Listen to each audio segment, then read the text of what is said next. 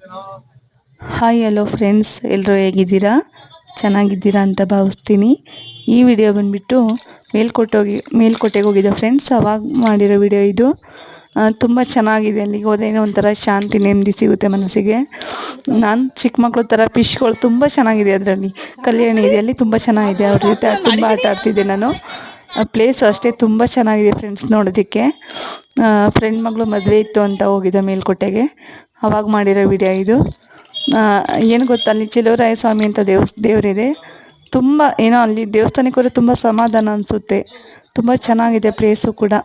ನೀವು ಒಂದು ಸರಿ ಎಲ್ಲರೂ ಹೋಗಿ ಬನ್ನಿ ಫ್ರೆಂಡ್ಸ್.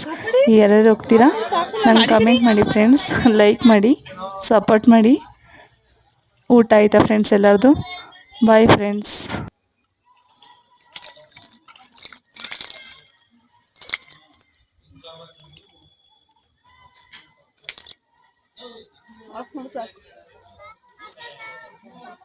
ಸಾಕಾಪಡಿ ಸಾಕು ನಾನು ಮಾಡಿದ್ದೀನಿ.